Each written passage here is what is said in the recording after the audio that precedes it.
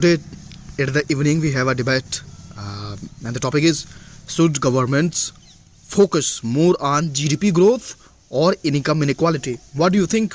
I will be reading those comments too.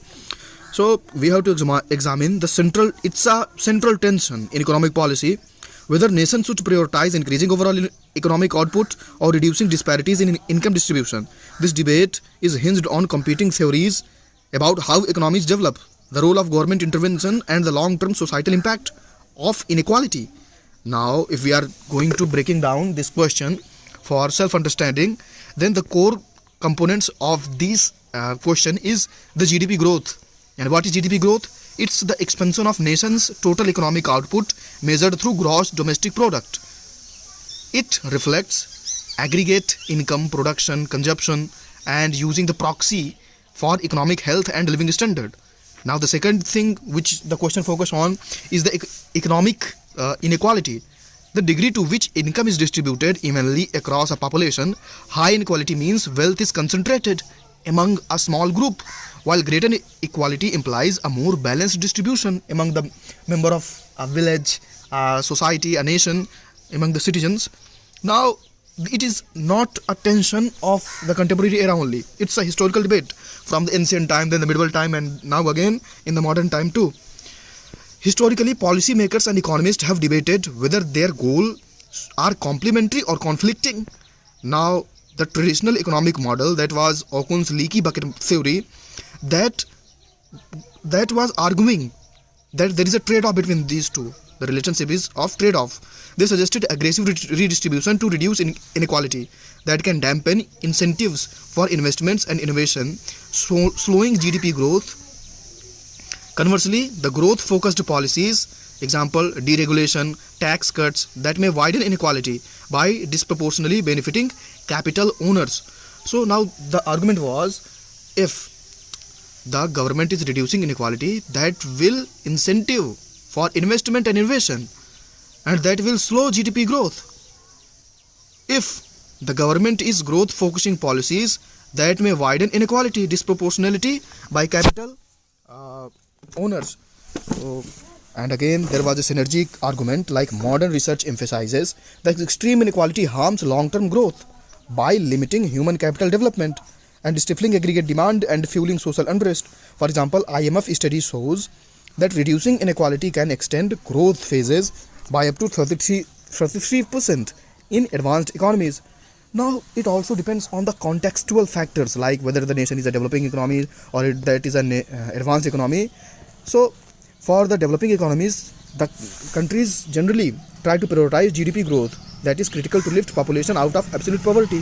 For example, in post 1991 years, India done economic reforms in which that there was the policy for the economic growth, and that accelerated growth to 6 to 8% annual GDP, and that reduced extreme poverty from 45% to 12% during the period 1999 to 2021. And after that also inequality rising. Now there is a risk of unequal growth that entrench spatial disparities between the urban-rural divides and social instability. Now the advanced economies generally they try to correlate higher inequality with slower growth due to demand stagnation and policy polarization. The United States saw GDP growth by 2.3% during the 1980 to 2020, but the top 1% captured 20% of the income gains, that contributing to social fragmentation. The society is receiving, like if there is a raindrop, the 80% goes to the top 1%. It's something like case that, for example. Now again, we can question that what type of growth is we are talking about. Now the growth should be inclusive, that should benefit all sectors. So it should not be extra effective, like concentrated in elite class only, as seen in the case of United States. And what derives inequality? The structural factors like technology, globalization, policy choices like whether the tax rates, labor laws, all these drives inequality. Now there is a time horizon too. We cannot focus on like hundreds and thousands years. We like if we are focusing on short-term growth gains versus long-term growth sustainability. For that, China's rapid GDP growth reduced the poverty, but faces new challenges from aging population and debt-driven growth. Now, if we are going to analyze, we have certain economic concepts like Kuznets curve suggests inequality risen in early industrialization but falls as economies mature. There is a theory challenged by modern capitalist concentration that Piketty's R is greater dynamic than G dynamics. Now, if we are if we are looking at the human capital theory that links inequality to underinvestment in education and health, the World Bank estimates that closer gender gaps in labor markets that could boost global GDP by 12 trillion by 2025. Now, there is a concentrated wealth, often distorted policy. As for example, there is a political intervention in the economy too. The lobbying against progressive taxations create feedback loops that entrench inequality. Now, we should also lever policy to balance both the goals. The policy taxes, for example, in Colombia's 2023, 1.5% levy on fortunes was greater than $720,000 fund social programs without stifling growth. So, by progressive taxation, we can also drive the economy. Free education, healthcare, for example, in Costa Rica post 1948 reforms enhanced productivity while reducing disparities. By labor market interventions like minimum wage hikes in